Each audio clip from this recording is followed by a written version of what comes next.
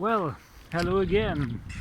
I've realized that I needed to add some considerations, musings to my video of yesterday regarding the infamous April 8th solar eclipse.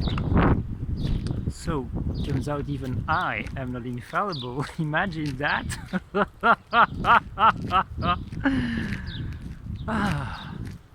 So, I said towards the end of the video that I consider that having an artificial object slash space station like the moon come between our planet and its star and our sun is never a beneficial thing. Why am I saying that? I'm going to develop that statement a little bit, even though I'm going to save giving the full context about the moon for a separate video, as I already said.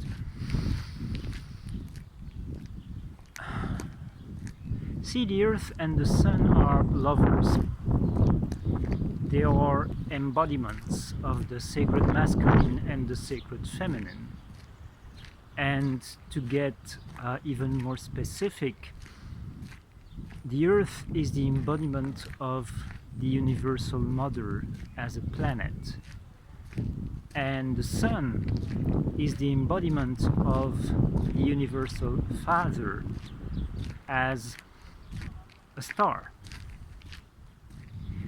And when I use these terms, universal mother, universal father, I mean the feminine expression and the masculine expression of the being who is the prime creator of this particular universe. And yes, every word is chosen very specifically here. So you might say, yes, Mark, but you know, isn't that the case for every planet and every star in the universe? And my answer today to that is no, it isn't. It isn't, because our galaxy is very unique, our sun is very unique, and our planet is very unique. There are no others like them in this universe, because all three of them share the same characteristic. I'm looking for a better word. The same function. These are not the words I'm looking for. But I'm going to use them for want of a better term at the moment. The three of them are all microcosms of the entire universe. And the Milky Way galaxy is the only galaxy that is a microcosm of the universe. Our sun is also the only star that is the combination of the entire light of the universe. And planet Earth is the only planet that is also a microcosm of the entire universe. It's a process of compression, extremely intense compression that went through several successive stages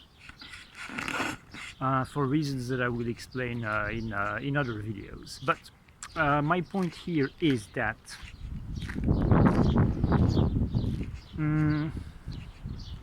these two beings, our planet Earth and our star, the Sun, not only are they lovers, but they are extremely special lovers. As embodiments of the masculine and the feminine, planet Earth is primarily feminine in her energy, and our Sun is primarily masculine in its energy. And that's not the case for every planet and every sun. in the universe.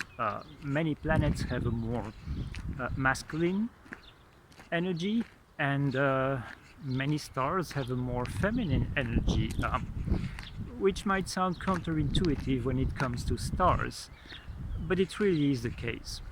It really is the case.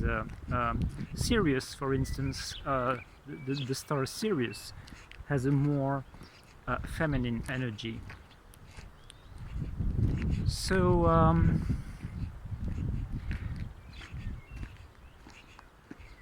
what does it mean when you have an external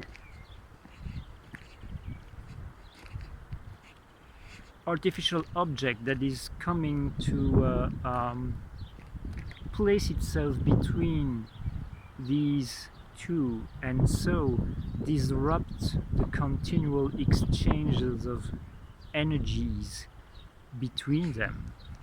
That is of such extreme importance, because for instance, the rays of the sun, they have an awakening, spiritually, they have a spiritual awakening effect on us humans. Not only us, every creature on the planet, but especially humans. And it's the same for the energies that are being radiated from the core of the planet, the heart of the planet. So there are many efforts to disrupt our reception of these energies. And in this case, of course, it's the energy of the sun that is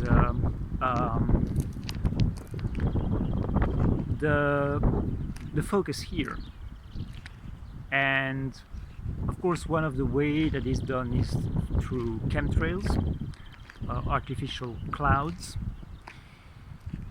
But needless to say, the placing of the moon in the Earth orbit predates the spewing of chemtrails in the atmosphere considerably, by quite a few thousand years. Probably, in my opinion, 13,000 years, because according to a lot of historical records that mainstream history would consider mythological, the deluge took place around that date. And to me, the most likely culprit, the most likely cause for the deluge was the moment when the space station we call the moon was placed in the Earth orbit, with the effect that had on our oceans.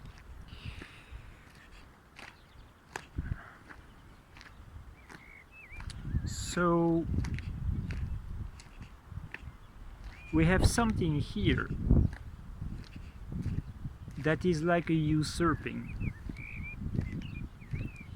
because there is a narrative in spirituality that the moon is the embodiment of the sacred feminine and the feminine counterpart of the sun.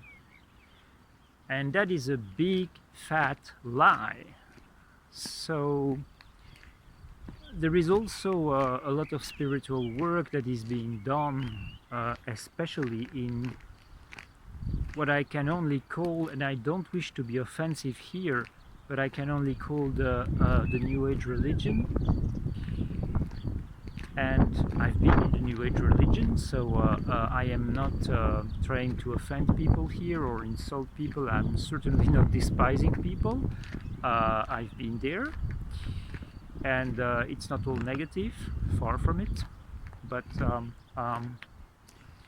okay, enough about that. So in the New Age religion, there is a lot. There are lots of new moon and full moon ceremonies, and practices around the moon and the light of the moon and the cycles and phases of the moon, where the energies that are coming at us from the moon are considered like something very beneficial, which for me they aren't, not at all, not at all. They are not beneficial to humanity, and especially not to women. They are particularly oppressive to women. So when you have all these circle of women gathering to honor the moon, to dance by moonlight and all these practices, quite honestly, I consider that to be an effect of spiritual propaganda. And I'm really sorry that it's going on, even though I'm sorry and not sorry, because, you know, these are lessons of discernment that everyone has to go through, and that certainly I went through in my time. Speaking like an old okay, I'm not going to say the word. Like, let's say like an old timer.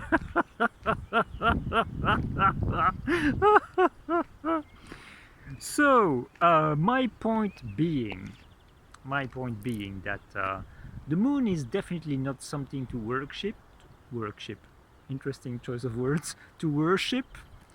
Like I see a lot, you know, an awful lot of moon worshipping happening. So it's certainly not something to worship. It's certainly not something to view as the sacred feminine. And it has been a really nefarious influence on us in terms of mind control. And it's not by accident that so many people get disturbed. Let's just say disturbed around the full moon. So many people experience trouble sleeping, and people who have psychiatric conditions tend to get very agitated around the full moon. That's definitely not because she is the Divine Mother. No, definitely not.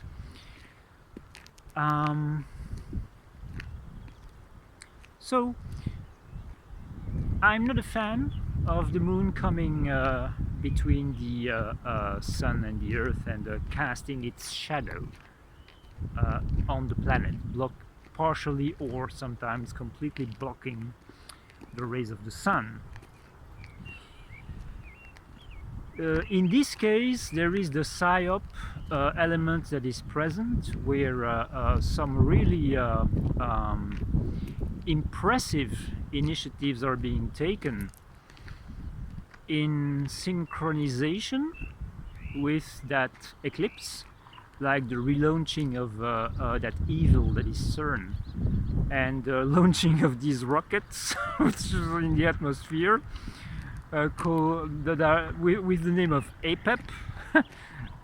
Usually it's called Apophis, the serpent.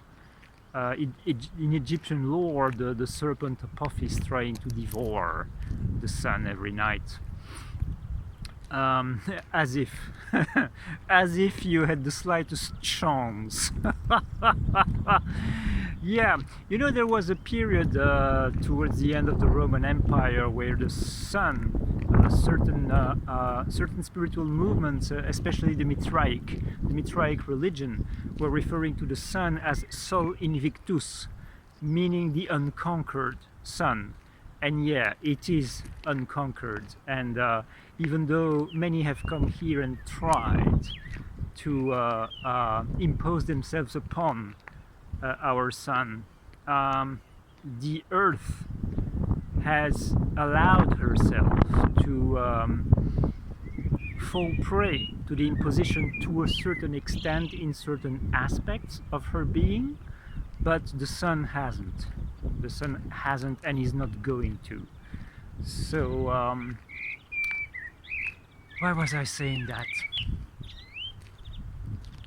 Oh yeah, these rockets, these 3 rockets. So CERN is definitely like the moon, something extremely nefarious. And I've been many groups have worked to actually neutralize the threat of CERN and the harm that CERN is doing to the planet. And I would say that we've been successful in that. You have to realize that when it functions, CERN is generating an electromagnetic field that is so powerful that it serves as it actually functions as a secondary electromagnetic field, a secondary artificial electromagnetic field on a planetary scale. And it's basically a torsion field. Yeah, I'm not going to enter into these physics details because again that would make that video extremely long while I'm walking through the Portuguese countryside landscape here. But many groups, many spiritual groups have worked to either mitigate or neutralize the ways CERN is being used, among other things, to open multidimensional portals.